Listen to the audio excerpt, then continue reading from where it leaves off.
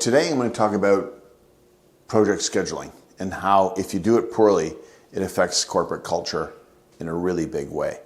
At my previous company that I worked at, this was a big deal. And it was first person to get the project in the schedule got the spot. But it caused a lot of friction because there's past relationships that you have to respect.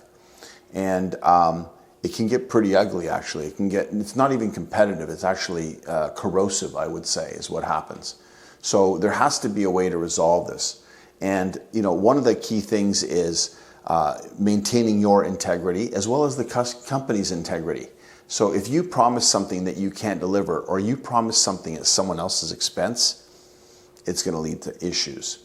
And one of the key things is making sure that we create amazing company cultures and harmony, right? So if it's me first, we're going to have some serious issues.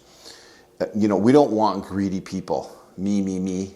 That is absolutely terrible in a company. And we don't want to turn it into a competitive environment. We want to turn it into a collaborative environment.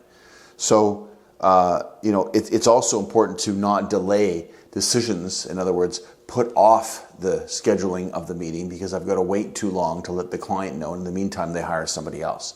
So it comes down to we got to get this thing right. We got to get project scheduling right, or we're going to have some serious problems. And of course, we don't have any favorites where someone is the top salesman and they get the top spot. So there's no room for you to get that great project happening because you're not Jenny who's been there for 20 years. So at the end of the day, it's got to be what's best for the company, not best for just me or you for that matter.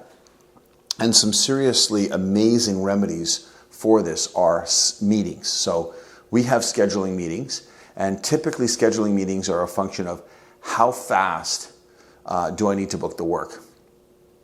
And how fast do I need to get back to the client? So oftentimes it can be once a week if you have very long pipelines. If it's shorter pipelines, might be twice a week. If there's a shortage of work, you might cut it down to almost 3 meetings a week because you need the work so badly. So you can't wait to tell the client when you're going to start. So there's a huge amount of flexibility in how many scheduling meetings you have. But you can't have people just putting their names on the schedule because I got here first. And the reason is that there's past relationships. So if a company's been around for a long time and you've got a super high valued customer, you can't put them at the bottom of the queue. Even if they call you up on short-term notice, that has to be factored into this equation.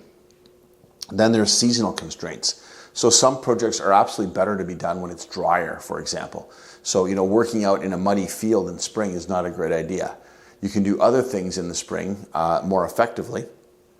And sometimes even things like planting that should happen in the spring and shouldn't happen when it's crazy hot in the summer can be bumped ahead. And so this is important to educate your clients about this in terms of how the schedule works because there's a lot of moving parts.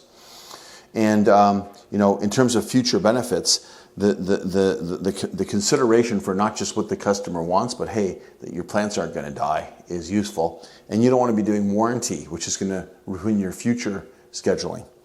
So, obviously deposits, like money talks, let's face it. So if you don't get a deposit, especially from new clients, you have to let them know, there is only a limited number of crews, there's a limited season, and without that deposit, somebody else is going to get that spot. So if they really want to commit, they've got to put that deposit down.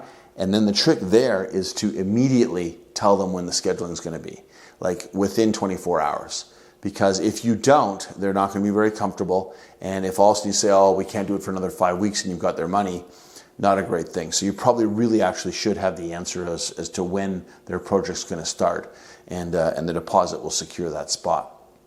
And of course, another solution for making sure that you got good company culture in the scheduling is to have some relief valves. So we're jammed, but you know what? We've got this subcontractor that we can use to do the work. Or sometimes it's something like a referral where you refer somebody and maybe you get a commission. But we've got to take care of the customer. We've got to make sure that we don't create conflict. We don't promise things we can't keep. And you'll solve this riddle of the scheduling dilemma that most companies have. So at Knowledge Tree Consulting, one of the things that we do is we focus on getting scheduling dialed in. Because again, we want to maintain that company culture. Clients number one. Without clients, we have no business, so we've got to take care of them. And the secret to that is an amazing agenda with an amazing meeting structure generally using technology like Outlook calendars or Google calendars to make sure that those meeting structures are aligned and it fits everybody's workflow. So if you can get that dialed in, we can help you with that. You're going to be way more successful and be way more fun to go to work.